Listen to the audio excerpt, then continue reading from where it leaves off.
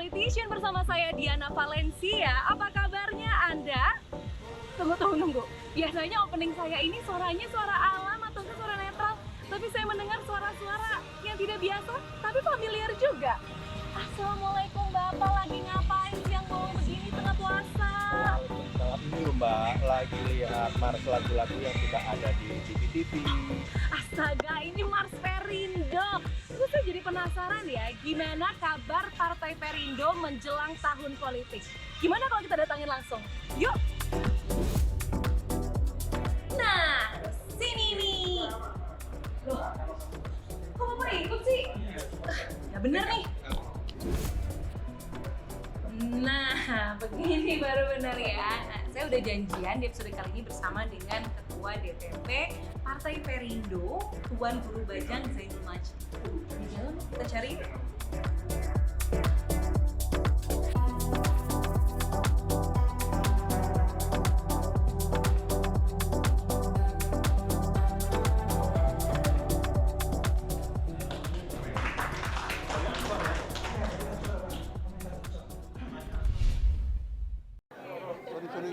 Assalamualaikum, akhirnya bertemu dengan Tuan Guru. Terima kasih Tuan Guru waktu untuk CNN Indonesia ini sembari menyapa DPW ini kita ngobrol sedikit ya Tuan Guru. Oke, ini banyak yang berfoto, baiklah silahkan. Aku agak minggir sedikit. Tuan Guru, makasih waktunya buat CNN Indonesia.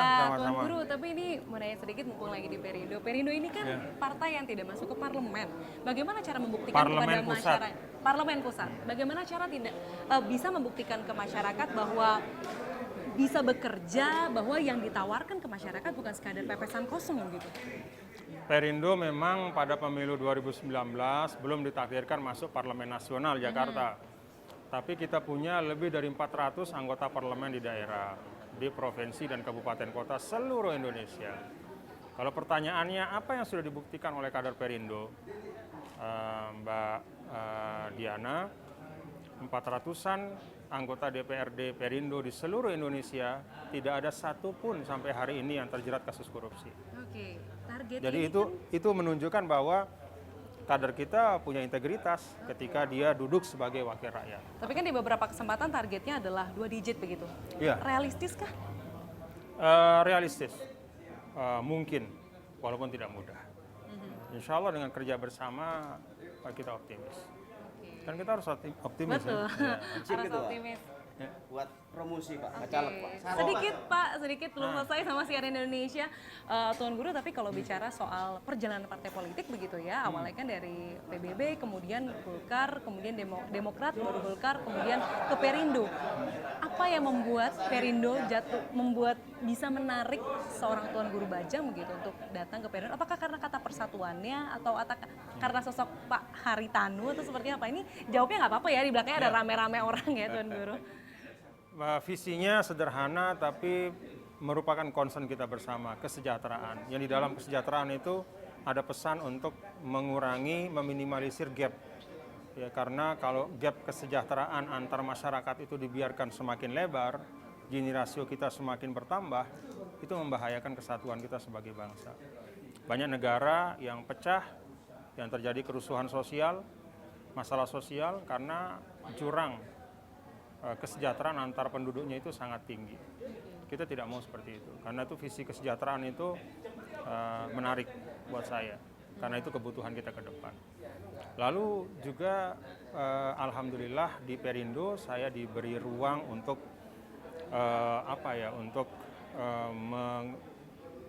menjalankan gagasan-gagasan saya, untuk berkiprah secara luas. Ruang yang sangat luas inilah yang membedakan antara Perindo dengan yang lain. Oke, partai yang sebelumnya memang tidak memberikan ruang yang luas untuk seorang Tuan Guru Bajang? Saya tidak mau mengatakan itu, tapi di Perindo ruang itu sangat luas. Oke, baik. Kita nantikan nanti ya Perindo di pemilu seperti apa. Kita hari ini ikut-ikut Tuan Guru Bajang dan teman-teman Perindo ya, agendanya seperti apa. Boleh silakan buat agenda promosi. Pada sekali ya agendanya Tuan Guru Bajang ya. Aku sampai terinterupsi sana sini tapi tidak apa-apa.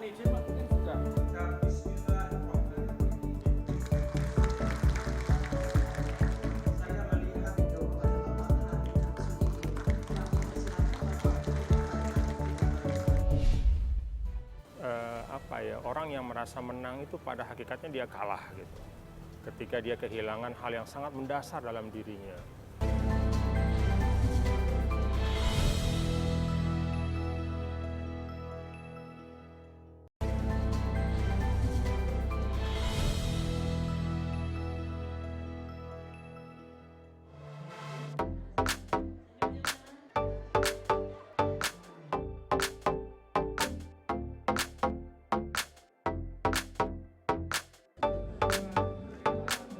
Ya, Tuan Guru tadi kan habis main-main ke kantor Perindo di Surabaya ini. Terus Ya. ini sekarang kita lagi ada waktu senggang gitu. Bisa Tuan Guru ngapain sih kalau waktu senggang? Atau mungkin tidak ada waktu senggang sampai tidak ada hobi mungkin? Banyak sih tetap berusaha memanfaatkan waktu gitu Mbak ya. Jadi sebenarnya waktu senggang saya itu paling saya upayakan bisa menonton film yang saya sukai. Oke, film apa Tuan Guru? Sukanya itu film action. Film action. Ya kalau yang dulu Godfathers, serialnya tuh. Atau yang action tetapi agak-agak fiksi seperti Lord of the Rings. Oke. Itu juga menurut saya film yang tidak pernah lapuk lah oleh masa. Kalau yang baru itu kayak Bourne Identity atau serial Bourne. Jadi film-film yang menegangkan, yang membuat kita penasaran akhirnya seperti apa gitu. Senang juga baca. Saya punya minat yang menurut saya ya alhamdulillah cukup luas ya, suka baca ya apa saja gitu ya. Jangan-jangan politikus bacanya politik doang, siapa tahu. Enggak. Jadi saya suka baca Sultan Takdir, juga suka baca ya. Ada salah satu novel Kalah Menang, itu menurut saya baca sampai dua kali lebih ya saya baca. Diulang-ulang Iya, bacanya ya. jadi menarik gitu. Jadi kadang orang yang merasa menang itu pada hakikatnya dia kalah gitu. Ketika dia kehilangan hal yang sangat mendasar dalam dirinya. Jadi dia menang tapi dia kehilangan kemanusiaannya.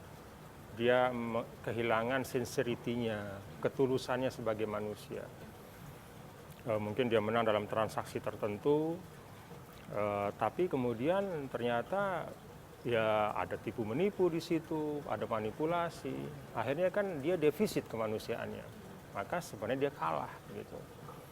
Ada yang kalah tapi dia tetap mempertahankan dignity-nya. Dia tetap menjaga nilai-nilainya gitu. Menurut saya itu energi ya. Jadi ketika kita mampu menjaga dignity kita, seperti para tokoh bangsa dulu lah, kalau kita baca kan tidak setiap hari Bung Karno itu menang gitu kan. Betul. Banyak juga kalahnya, bahkan pernah ditangkap sama Belanda kan. Tapi dia tetap jaga dignity-nya. Maka sampai hari ini ya semua ambil inspirasi dari dia. Tapi banyak orang yang menang hebat, dahsyat, tapi nggak lama orang melupakan dia karena tidak ada values yang orang bisa ambil dari situ. Jadi menurut saya sih dunia buku ya, bacaan itu memang betul-betul memperluas pandangan kita. Karena itu dalam Islam kan iqra yang pertama, bacalah. Nah itu bacanya tipe-tipe Tuan Guru tuh yang harus buku langsung atau sekarang udah mulai elektronik nih? Karena kan ada tuh tipe-tipe, kalau aku masih baca pakai buku, kalau baca di elektronik aku masih pusing Tuan Guru. Iya memang tidak ada yang nothing compare membaca langsung. Iya. Baunya, bau kertas. Betul. Ya, pegangan-pegangannya, apalagi kalau kertasnya itu sudah buku kita yang kita sukai tapi sudah agak lama nggak kita buka. Betul. Itu kan dia agak ngelengket-lengket tuh. Iya. Waduh, jadi seret-seretnya itu emang nggak ada yang compare. Tapi saya juga orang yang ingin mencari kepraktisan juga ya. Dan kalau bepergian kadang, apalagi mohon maaf kalau buku itu buku yang sangat saya sukai, saya itu orang yang kadang-kadang tidak terlalu apik, sehingga bepergian akhirnya hilang bukunya. Begitu mau nyari akhirnya karena sudah nggak ada. Jadi ya seringkali kembali ke PDF, Oke. ya ke e-book gitu. Jadi mungkin sembari di mobil bisa sambil dibaca, atau mungkin Iya, pas lagi nunggu iya. acara taping dan lain sebagainya bisa baca dalam kepraktisan itu lah ya Iya, Tuan Guru ya. iya. Tapi aku lihat kayaknya kalau di Instagram juga sepedaan ya Tuan Guru ya, olahraga ya. Dan Iya. aku dapat info katanya selalu ada barbel nih katanya di mobil pribadinya Tuan Guru. Itu Iya. emang olahraga selalu disempatin atau gimana Tuan Guru? Kan gini, kalau saya meyakini betul kan kalau kata ini kembali kata Rasul ya, Ya. badanmu punya hak, matamu punya hak. Maksudnya badan itu istirahat, mata ya juga ya. Kemudian juga keluargamu, tamumu. Jadi semua harus diletakkan secara proporsional. Nah karena itu ya hak badan itu juga harus ditunaikan dengan baik. Di antaranya dengan menjaga supaya tetap sehat. Kan kalau sehat kita bisa melaksanakan banyak hal yang baik. Jadi ya misalnya berbarbel walaupun ala kadarnya gitu ya. Atau sepedahan ya saya coba letakkan dalam ya ini bagian dari menjaga karunia, kesehatan dan juga menunaikan hak badan pada kita gitu. Bicara tadi soal keluarga Tuan Guru, ini aku nge-stop dari Instagramnya Mbak Erika. Katanya Oh, Tuan iya. Guru tuh kalau kemana-mana sama video call ya. Ini emang orangnya romantis atau gimana Tuan Guru? Atau emang diwajibkan? Tuan Guru lapor ya ke aku atau gimana? Enggak, dia sama sekali enggak ini. Nggak posesif ya? Enggak ada pesan-pesan kayak begitu. Tetapi menurut saya ya memang dulu ya sering sekali ya kadang-kadang kita ganti-ganti saja. Dulu misalnya istri itu saya tulis namanya itu pulang Pulang, ya di phone book kontak. gitu. Nah, ternyata di sana juga Umu Aza, ya, Erika istri saya juga home gitu. Oke. Jadi ya itu ya memang itulah bagi saya penghiburan bisa kembali ke rumah dengan nyaman. Hotel bintang 4, bintang 5 tidak bisa menyaingi kasur di rumah sendiri ya, nyamannya walaupun lebih sederhana. Jadi memang rumah itu energi, keluarga itu juga spirit bagi saya. Jadi ya itu satu dari, tidak bisa mengatakan sedikit ya, satu dari sekian banyak karunia Allah yang betul-betul saya nikmati keluarga. Kalau sudah kerja kemanusiaan kan kita udah nggak nanya lagi ya, Anda agamanya apa, sukunya apa, kan udah nggak ada lagi. Tapi ya dia manusia.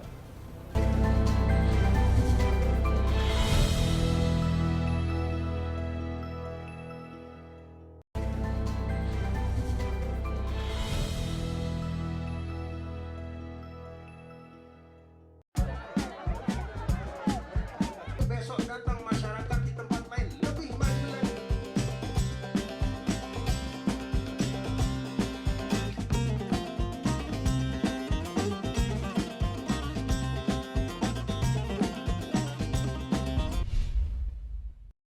Lalu kalau di bulan Ramadan seperti ini, apakah lebih banyak menghabiskan waktu sama keluarga atau karena kan biasa kalau politikus, apalagi kalau ulama juga sebagai guru begitu ya Tuan Guru, pasti ada banyak kegiatan nih di bulan Ramadan. Tapi apakah justru membatasi kayak mau lebih banyak menghabiskan waktu sama keluarga deh atau gimana Tuan Guru?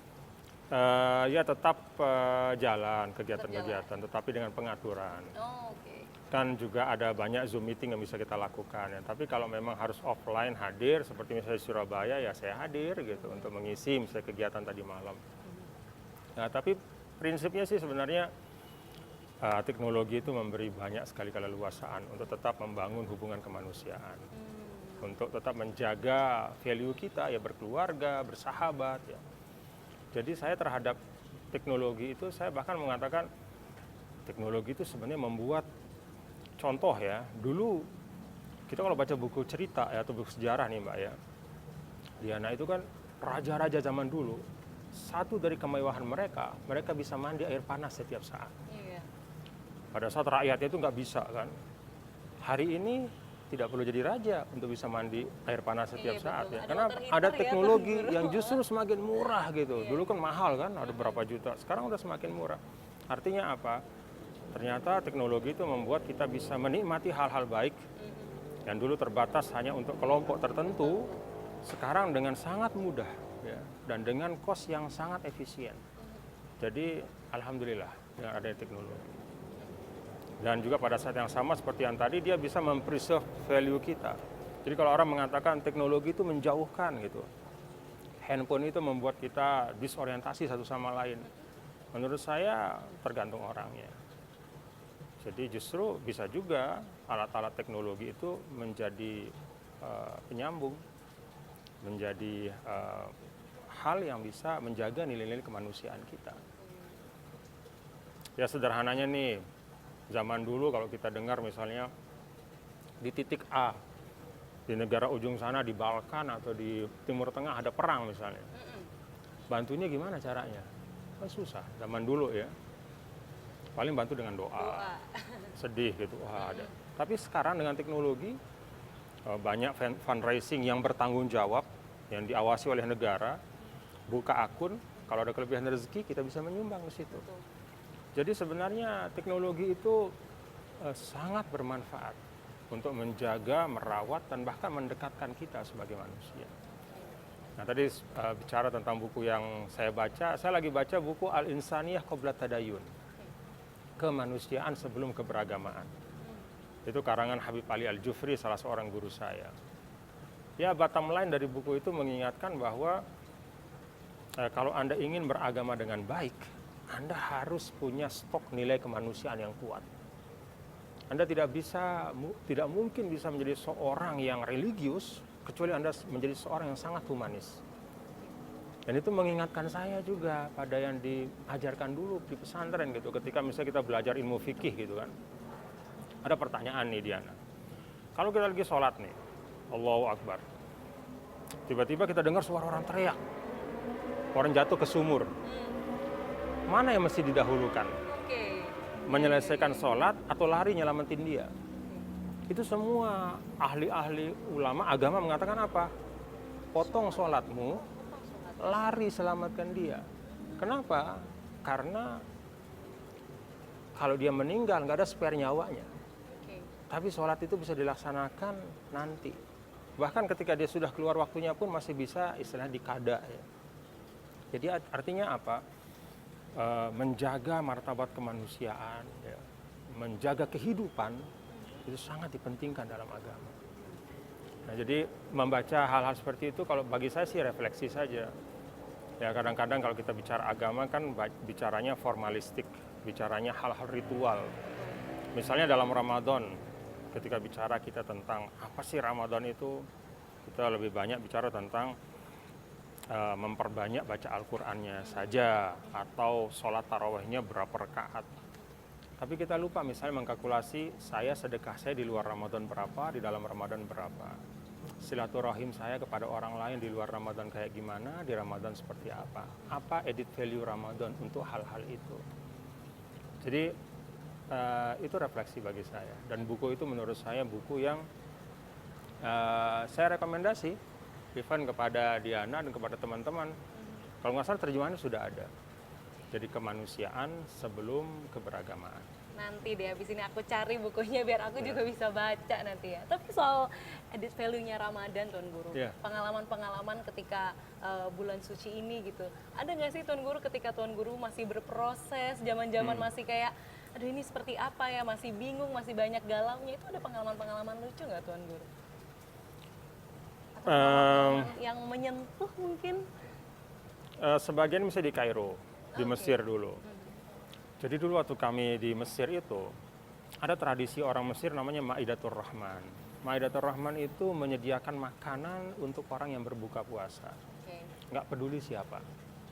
Jadi orang berpunya, itu di depan rumahnya dia bentangkan tempat makan, ya. Namanya sufroh biasanya, kadang pakai kursi, kadang enggak. Ya tergantung kemampuan, ada yang buat 100, 200, 300. Dan they always provide the best. Jadi bukan sekadar kasih makan orang gitu kan. Apa ala kadang enggak, bahkan sampai daging. Yang kan kalau orang Arab tuh motong daging 1 kilo kan 8 potong. Jadi satu potong 125 gram, besar. Kalau kita kan rawon kecil-kecil gitu ya. Jadi kita tuh sering dulu nggak masak di apartemen kita, di tempat kos, sengaja cari Madiatur Rahman gitu. Sambil duduk menunggu tuh saya merenung gitu. Jadi turun yang punya kan. Nah ternyata yang punyanya bukan Muslim. Jadi orang kaya, Kristen, Koptik.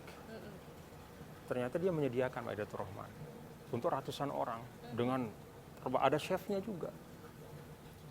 Kayaknya dari hotel lah. Jadi dagingnya besar-besar gitu kan. Wah kita seneng kan. Karena untuk menambah protein ya. Betul. Bulan puasa. Namanya mahasiswa kan. Iya. Nah itu yang jadi renungan saya. Saya ngobrol sama teman, wah ternyata dia bukan Muslim yang menyediakan gitu. Dan dia konsisten. Ketika kita tanya orang sekitarnya, ternyata dari bapaknya, dari kakeknya. Jadi itu bagian yang diwariskan oleh keluarga itu untuk memuliakan orang puasa, memberikan makan. Lah kan hari-hari ini karena terbayang di kepala saya gitu.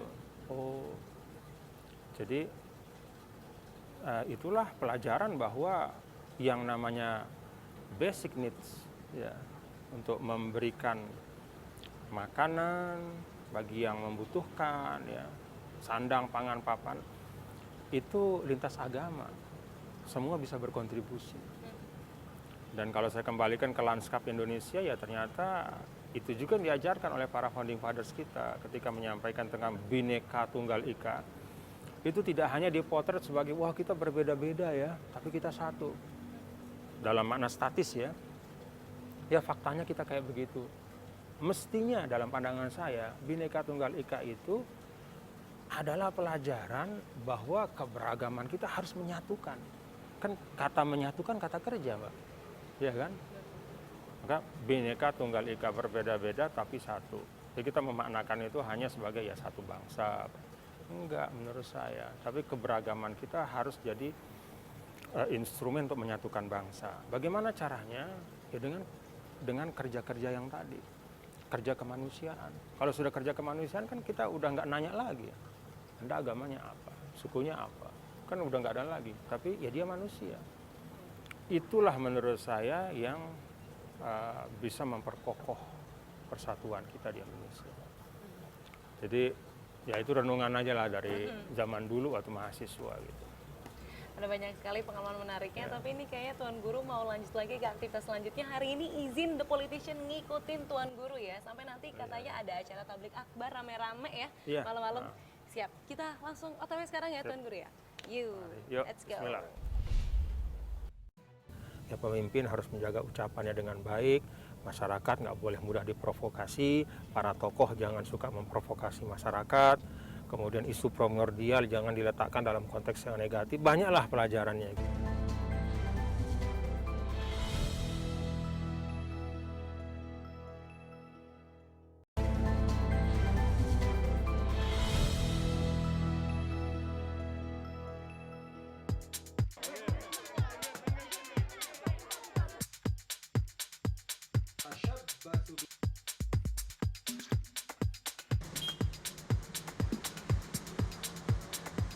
Oke, Tuan Guru, ini terima kasih loh. Aduh, aku selalu memulai segmen dengan kata terima kasih karena seneng banget bisa beraktivitas bareng sama Tuan Guru Bajang. Alhamdulillah. Tuan Guru, ini kan tadi kita habis acara ke DPW DPW Perindo. Kemudian juga tadi ada kita sudah ngobrol-ngobrol ya. Ini mau melanjut ke aktivitas selanjutnya. Nah, Tuan Guru, ini aku mau nanya-nanya soal santai nih, karena ini kan bulan Ramadan ya. Tuan Guru ini kan selalu beraktivitas ya di bulan Ramadan, tidak menghentikan. Ini ada kasih tips berpuasa? Karena ini campers aku juga nih, pada ada yang berpuasa nih Tuan Guru. Ada mungkin boleh dikasih tips-tipsnya, terus beraktivitas semangat, tapi juga terus berpuasa gitu. Iya, jadi kalau dalam Islam itu kan kerja itu ibadah. Dan bahkan ibadah yang sangat utama gitu. Jadi kalau kita bisa bekerja pada saat puasa, itu kan lipat-lipat. Ramadan sendiri ibadah. Bulan ibadah, lalu kita kerja di situ, artinya ibadah di dalam ibadah, jadi berlipat-lipat, edit value-nya ya di situ. Kalau kita nggak kerja, kita malas-malasan di Ramadan, ya dapat pahala Ramadannya. Cuman sayang, puasa pahala kerja, pahala beraktivitas yang dilipat gandakan dalam Ramadan, itu kita nggak dapat. Karena itu, kalau saya sih memandang Ramadan ini kesempatan yang justru kita harus manfaatkan, kerja-kerja kita tetap berjalan, bahkan kalau bisa dengan kualitas yang lebih baik, dengan dengan effort yang lebih sungguh-sungguh. Kalau agenda Tuan Guru di bulan Ramadan ini lebih banyak safari kebangsaan atau safari kedakwahan ya? Sebenarnya tuh Diana, itu kan dimensi ya. Satu hal itu kan bisa punya banyak dimensi. Kalau kita berdakwah, kemudian dalam konten dakwah itu kita sampaikan pesan-pesan kebangsaan, kan dapat dua-duanya. Kalau dalam dakwah itu kita sampaikan pesan-pesan kemanusiaan dan kebangsaan, ya dapat tiga-tiganya. Kalau dalam dakwah itu kita sampaikan pesan-pesan kemasyarakatan, ya itu juga berkontribusi untuk kita membangun kehidupan sosial yang baik gitu. Jadi dakwah itu sebenarnya kan medium yang bisa kita isi ya dengan beragam hal-hal positif. Oke. Di beberapa kesempatan kan Tuan Guru tuh menyelipkan ada namanya pesan kemanusiaan, kemudian kesejahteraan begitu ya. Ini Perindo ini kan partai kesekian yang dihinggapi oleh seorang Tuan Guru Bajang. Kalau bicara soal ketua umumnya, ini pasti udah sering banget ditanyain ke Tuan Guru. Ketua umum Partai Perindo, Pak Haritanu, kita tahu semua double minority. Dan ada beberapa anggapan bahwa Pak Haritanu kemudian menarik nama Tuan Guru Bajang itu untuk menarik pesona religius dari partai ini untuk memperluas pemilih. Tanggapannya Tuan Guru? Persepsi boleh-boleh saja ya, kan semua orang boleh berpersepsi apapun. Tetapi saya tuh terbiasa mengambil keputusan dalam hidup itu berdasarkan pada nilai-nilai yang saya yakini. Jadi saya punya prinsip, saya punya nilai, dan dari situ saya berangkat gitu. Apa itu ya? Nilai-nilai dakwah, nilai-nilai kita harus memberikan kemanfaatan yang maksimal. Apapun yang kita lakukan, pastikan kita berada di lingkungan yang baik, yang kondusif, yang bisa membuat potensi kita itu bisa kita aktualkan. Jadi nilai-nilai itu yang membuat saya tertarik. Kalau pribadi Pak Haritanu Sudibyo, ya menurut saya bahwa beliau punya satu preferensi, katakanlah dari sisi keyakinan atau hal-hal yang lain, ya menurut saya kan kita sudah sepakat sebagai satu bangsa bahwa keberagaman itu kekuatan. Jadi saya juga ingin ketika masuk Perindo ini sebagai satu pembuktian bahwa yuk kalau kita bicara tentang keberagaman itu sebagai satu jalan untuk berkolaborasi dalam kebaikan, ya mestinya kita harus wujudkan itu juga dalam pilihan kita, di dalam perilaku kita. Jangan kita bernarasi tentang kami menghormati toleransi, keberagaman, tapi dalam keseharian kita sangat eksklusif. Tapi dalam keseharian kita menutup diri. Tapi dalam keseharian kita memiliki prejudis terhadap yang berbeda. Jadi menurut saya ya harus inline gitu antara pembicaraan-pembicaraan, gagasan-gagasan besar, ya nilai-nilai dengan apa yang keseharian kita hadirkan. Karena itu saya melihat ya ini juga bagian dari bapak-bapak, ibu-ibu kita di Indonesia ini satu sama lain ada beragam perbedaan, tapi itu tidak boleh menghalangi kita untuk bekerja sama ya di dalam katakanlah mencapai tujuan-tujuan yang kita yakini bersama-sama. Pak Hari meyakini bahwa visi kesejahteraan itu sangat krusial untuk kesatuan Indonesia ke depan. Saya juga meyakini yang sama gitu. Iya benar bahwa kesejahteraan itu adalah satu hal yang sifatnya niscaya. Dan ini kesejahteraan yang bukan hanya untuk sebagian tapi untuk semua. Itu niscaya untuk menjaga Indonesia. Karena kesamaan pandangan ya kami bekerja sama. Wadahnya itu namanya Partai Perindo. Jadi perbedaan adalah hazanah kita gitu untuk bekerja sama. Tuan Guru, kan ada juga anggapan bahwa kalau etnisnya Tionghoa atau mungkin etnisnya di luar Jawa itu susah untuk survive jadi presiden misalnya, atau mungkin apalagi double minority kayak misalnya agamanya non muslim, kemudian etnisnya di luar yang mayoritas begitu, itu susah untuk survive di politik Indonesia. Menurut Tuan Guru seperti apa? Apakah memang sistem politik di Indonesia kulturnya masih belum sedewasa itu atau seperti apa, Tuan Guru? Kedewasaan menurut saya tidak harus juga dilekatkan ya dengan satu aspek yang sangat spesifik ya. Misalnya tentang hal-hal yang tadi gitu ya. Menurut saya kedewasaan itu jauh lebih luas maknanya. Apakah kita punya sistem politik yang dewasa? Menurut saya kita menuju ke situ. Dari sisi regulasi kita punya peraturan yang sangat egaliter bahkan ya. Kan di konstitusi kita kan juga semua orang Indonesia punya hak untuk menjadi pemimpin gitu ya. Di undang-undang dan peraturan turunannya juga tidak ada yang mendiskriminasi sebenarnya. Jadi secara norma kita punya perangkat politik yang sangat dewasa. Nah, tinggal norma ini apakah seperti kata Diana tadi, apakah itu terwujud dalam kultur politik kita gitu. Kultur politik kita ini, Indonesia ini punya kekhasan ya. Kalau kultur politik kita disebutkan misalnya misalnya berorientasi pada mayoritas saja atau bias gender misalnya, ternyata enggak juga. Amerika sampai hari ini belum pernah punya presiden perempuan, kita udah punya Ibu Mega. Jadi kultur kita itu juga interpretatif ya. Dan sejauh yang saya lihat, kultur politik kita justru semakin terbuka ya, dari waktu ke waktu. Pernah ada masalah ya ini kan terkait dengan beberapa tahun yang lalu di Jakarta. Tapi sebenarnya itu kan kalau kita mau jujur, itu semua pihak berkontribusi ya, langsung maupun tidak langsung terhadap terciptanya masalah itu. Ya, jadi ya semua pihak bertanggung jawab lah, kita nggak usah salahkan siapa-siapa.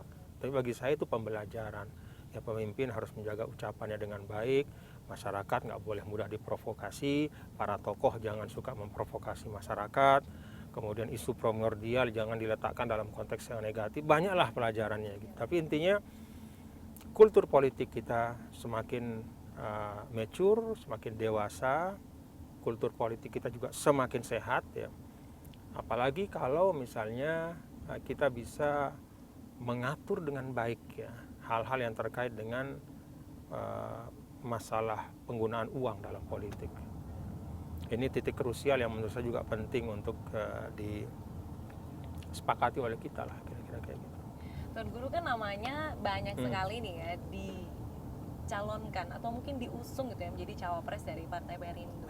Kalau misalnya emang itu terwujud gitu ya dijabat gitu, apa yang mau dibawa dalam posisi RI 2? Ya seperti yang menjadi visi Perindo ya, kita mengikhtiarkan ya kesejahteraan itu hadir dan memberi perhatian yang sangat kuat ya kepada 60 juta UKM kita yang merupakan penyangga ekonomi nasional hari ini untuk bisa meningkatkan kapasitas mereka. Ya kalau dalam bahasa sederhana, kalau hari ini misalnya UKM itu menghidupi dirinya sendiri, lalu dia bisa dengan beragam kebijakan afirmasi, kemudian pada akhirnya dia bisa menarik satu orang, itu artinya apa? Ada 60 juta orang yang masuk ke dalam lapangan kerja. Artinya pengangguran kita relatif selesai. Nah jadi meningkatkan kapasitas itu penting. Dan UKM kita itu menurut saya salah satu faktor yang menjaga resiliensi bangsa juga pada saat ada krisis-krisis yang menimpa kita. Oke Tuan Guru, karena tadi udah ngomongin yang agak serius dikit ya, ini mau main jawab cepat. Jadi Tuan Guru nanti aku kasih pertanyaan A atau B, ntar Tuan Guru tinggal jawab cepat A gitu misalnya. Oke. Liverpool atau Manchester City? Liverpool. Liverpool, siap. Nonton Liverpool main atau sepedaan di kaki Gunung Rinjani? Nonton Liverpool main. Nonton Liverpool main. Demokrat atau Golkar? Perindo. Pilihnya salah satu dong Tuan Guru. Oke, pilih tetap Perindo. Ini politikus sejati nih, pada prinsipnya. Politikus atau ulama? Ulama. Ulama. Gubernur atau wapres? Wapres. Wapres. Ganjar Pranowo atau Anies Baswedan? Ganjar Pranowo. Ganjar Pranowo. Ganjar Pranowo atau Prabowo Subianto? Dua-duanya. Dua-duanya. Aduh, gimana ya sama Tuan Guru lagi nggak bisa marah kalau pilih dua-duanya. Oke, terakhir. Haritano atau Joko Widodo? Enggak apple to apple. Enggak. Aduh, ya udah deh kalau gitu kita sudahi segmen yang ini. Kita berlanjut ngikutin Tuan Guru di nanti bakal ada tablik akbar ya Tuan Guru ya. Siap. Ada orang-orang yang sebenarnya tidak punya latar belakang untuk membangun pesantren, tapi karena dia punya uang, lalu kemudian pasang atribut tertentu, diustadkan, dikiaikan.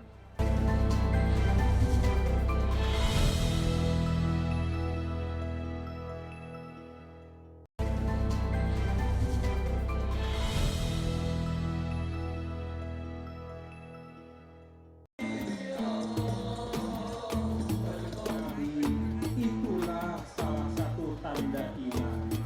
Man sarrathu hasanah. Tuan Guru, saat ini Ya. kita sedang menginjakan kaki di Masjid Al-Akbar Surabaya. Tuan Guru tadi baru saja menghadiri acara tablik akbar. Ramai sekali Tuan Guru ya. Alhamdulillah. Alhamdulillah ramai ya. Tuan Guru, ini biasanya apa sih yang meskipun tema dakwah itu berbeda-beda ya, tapi apa yang selalu Tuan Guru ingin selipkan ketika berkunjung ke Ponpes atau mungkin ke acara-acara yang seperti ini yang banyak umatnya begitu Tuan Guru? Prinsipnya ada 3 nilai ya, Mbak Diana. Pertama keislaman, kedua kemanusiaan, dan yang ketiga kebangsaan. Jadi itu simpul dari apa yang selalu saya upayakan untuk saya sampaikan. Jadi ada nilai keislaman, tapi juga harus selalu ada value kemanusiaan, dan juga pada saat yang sama harus mampu meneguhkan ikatan kita sebagai satu bangsa. Jadi ya apapun forumnya, ya termasuk dengan Mbak Diana sekarang, ya saya coba mendeliver value itu. Oke. Nah ini sebenarnya menarik karena dalam beberapa kesempatan Tuan Guru juga sempat menyatakan menghormati ulama belum tentu mengikuti plak-tuplak ajarannya. Nah ini apakah juga berlaku di politik dan juga agama karena kita sebentar lagi akan menghadapi pesta besar-besaran tahun politik 2024? Ya. Harus mampu membedakan antara, kalau dalam bahasa Arab itu al-misal wal masal. Ide dan sosok. Jadi tidak pernah ada siapapun hebatnya, apalagi zaman sekarang, yang mampu 100% bisa merepresentasikan satu ide yang mulia. Dia selalu ada kekurangannya. Karena itu kita harus tetap memelihara ya, ruang untuk tidak boleh tanpa reserve, ya, tapi selalu siap untuk menasehati. Bahkan dalam Islam itu ada istilah man ahabbaka nasohaka. Orang yang mencintaimu, dia pasti menasehatimu. Jadi kalau kita melihat ada orang mengkritik kita, ada orang mengkoreksi kita, itu sebenarnya bagian dari kepeduliannya. Jangan baper berarti ya Tuan Oh Guru iya, ya. jangan baper. Itu satu. Yang kedua, tokoh, siapapun tokoh, ya, termasuk ulama, dia harus punya kerendahan hati. Dan ketika ada orang mengkoreksinya, tidak boleh kemudian mengatakan, wah ini menistakan ulama, wah ini nggak hormat. Enggak. Wong Nabi SAW saja, imamnya para ulama, itu siap kok dikritik. Siap untuk menerima masukan. Jadi bagian dari, kalau dalam Islam itu, bagian dari keutuhan pribadi seseorang adalah menyadari keterbatasannya. Berarti siap dikritik itu tidak hanya mental untuk para pemimpin aja ataupun Iya, siapapun. pejabat, tapi juga ulama begitu ya. Oh iya, bahkan menurut saya pada hari-hari ini, di mana ulama adalah sosok yang digugu dan ditiru, menjadi role model, dia berada pada posisi yang sangat rentan Dalam arti kalau dia tidak mampu mengelola mengelola hatinya dengan baik, dia bisa menjadi orang yang ujub dan takabur, bisa menjadi orang yang sombong, bisa menjadi orang yang tidak bisa menerima kritik, dan itu tidak boleh. Jadi justru seorang ulama itu haruslah menjadi contoh untuk berlapang hati dan mampu menerima masukan dari siapapun. Oke. Nah ini jelang tahun politik Tuan Iya. Guru, sebenarnya seberapa jauh ulama itu bisa mencegah adanya permusuhan atau mungkin misalnya perpecahan seperti kalau kita kilas balik pada 2019 lalu ada dua kubu yang sangat terlihat gontok-gontokan begitu Tuan Guru. Ulama itu kan warasatul anbiya. Dia pewaris Nabi. Apa sih pesan Nabi? Nabi itu kalau kita lihat pesan utamanya menghadirkan kedamaian. Menyambung yang putus, mendekatkan yang jauh, mengutuhkan yang retak. Bahkan konflik yang puluhan tahun itu didamaikan. Itu sosok Nabi. Jadi pewarisnya harusnya seperti itu juga. Dia hadir di ruang publik harus dengan narasi yang mendamaikan. Dan mendamaikan itu bukan berarti tidak tegas. Ya. Jadi sosok yang damai, ya, menghadirkan kedamaian, itu pada saat yang sama bisa menjadi sosok yang tegas, memegang prinsip. Tapi tegas bukan kasar.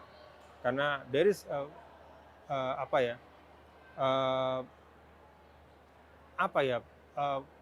very solid difference. Jadi betul-betul beda antara ketegasan dan kekasaran. Jadi kita bisa tegas dengan tetap santun, tetap menghargai orang lain. Oke, tegas dalam berprinsip tapi menyampaikannya dengan tutur kata yang lebih santun begitu ya Tuan Guru. Mendeliver itu dengan baik. Ya, ini selain soal tahun politik, tapi juga banyak banget Tuan Guru kasus-kasus yang mungkin saja sudah terjadi pada mungkin dari waktu-waktu yang lama begitu, tetapi karena banyak di-up media begitu soal di pondok pesantren atau mungkin di lokasi-lokasi yang erat kaitannya dengan keagamaan, soal kasus kekerasan seksual Tuan Guru, kekerasan dan lain sebagainya, yang ujungnya pada kehilangan nyawa begitu. Sebagai alumni pondok pesantren Tuan Guru, sebenarnya apa sih yang salah dengan sistem pondok pesantren Indonesia begitu? Nggak ada yang salah lah. Tidak ada yang salah. Menurut saya begini, pesantren itu kan telah terbukti ya menjadi satu sistem pendidikan yang bisa mendukung resiliensi kita sebagai bangsa, ketahanan kita. Artinya apa? Pondok pesantren itu rata-rata adalah inisiatif masyarakat, swadaya, dibangun oleh masyarakat untuk memberikan pendidikan. Bahkan banyak yang tanpa biaya. Jadi yang tidak mampu dilaksanakan oleh negara itu ditekel oleh pondok pesantren. Dan pondok pesantren melahirkan banyak sekali tokoh-tokoh bangsa. Nah, kalau ya memang ada beberapa hal ya yang kemudian terekspos ya, menurut saya itu kasuistis sifatnya. Artinya masih jauh lebih banyak pondok pesantren yang tetap menjaga betul ya, esensi pendidikan Islam yang salah satunya yang paling penting memanusiakan manusia. Jadi menjaga harkat dan martabat manusia, lahir dan batin. Jadi tidak boleh ada penghinaan, tidak ada penistaan, tidak boleh ada apapun ya, praktek yang bisa mengurangi kadar kemuliaan manusia. Itu pesantren. Problemnya sekarang adalah karena pesantren itu populer, sehingga terkadang ada orang-orang yang sebenarnya tidak punya latar belakang untuk membangun pesantren, tapi karena dia punya uang. Lalu kemudian pasang atribut tertentu, diustadkan, dikiaikan. Padahal dia nggak punya background pendidikan keislaman. Akhirnya apa? Ya banyak orang yang kemudian mungkin karena bangunannya, wah ini ada bangunan pesantren, ada nama pesantren, lalu kemudian memasukkan anaknya ke sana tanpa melihat background, akhirnya dia tidak mendapatkan pendidikan pesantren sebenarnya, tapi dia hanya masuk ke lembaga yang seakan-akan pesantren, padahal bukan pesantren. Itu satu. Yang kedua, saya juga bersama dengan orang-orang yang berpandangan bahwa memang tidak semua ya, pola pendidikan di pondok pesantren sekian puluh tahun yang lalu itu bisa blok-blok diimplementasikan hari ini. Contoh, kalau dulu interaksi fisik itu masih ada. Ya, Pukul ya, hukuman-hukuman tempeleng lah fisik. misalnya, jentik Sentil. telinga. Ya, ya, ya. Itu memang masih ada. Tapi memang dan dulu itu biasa. Ya, itu biasa. Artinya itu diterima sebagai satu bentuk tradisi, bagian dari tradisi pendidikan ya, yang memang diambil dalam situasi-situasi tertentu. Tapi itu namanya dorbu ta'dibin. Jadi pukulan mendidik. Tapi kita kan sekarang hidup di negara bangsa. Ada peraturan-peraturan objektif, ya, undang-undang, dan semua hal yang mengatur, sehingga semua praktek yang bertentangan dengan undang-undang itu harus dijauhi. Karena itu ya di pesantren juga tidak boleh lagi ada interaksi fisik. Jadi kembali kepada asas bahwa pendidikan itu adalah memuliakan manusia. Tapi dulu Tuan Guru pada saat di pondok pesantren mengalami hal itu, disentil, dijewer. Hanya itu 2 kali. 2 kali. Itu 2 kenapa kali. Tuan Yang Guru? pertama diangkat ini. Oh, di apa nih ya? Di rambutnya ditarik. Itu sakit bener tuh. Iya Kan. banget. Ke sini. Itu waktu bahasa Inggris saya ingat betul karena saya nggak ngajarin PR gitu. Lupa atau emang rebel pada saat itu Tuan Guru? Lupa. Oh, lupa. Ya. I wasn't rebel ya. Oke. Dan yang kedua, saya main waktu itu pelajaran matematika, saya terlambat masuk, akhirnya pakai penggaris yang kayu. besar itu ya. Satu-satu kita dipukul gitu, tapi it's okay. Kalau kami memaknakan pada saat itu, yaitu berkah. Cuman kan dunia berubah. Jadi kita harus mengikuti peraturan yang ada. Karena itu ya pesantren juga harus berubah. Termasuk di dalam, misalnya tadi, tidak boleh lagi ada interaksi fisik. Oke. Itu beberapa contoh di antaranya. Ya. Ini Tuan Guru sepertinya mau berlanjut ke aktivitas selanjutnya. Terima kasih banyak waktu buat CNN Sama-sama, Indonesia. Ini kita sama-sama. lanjut ketemu lagi. Sip.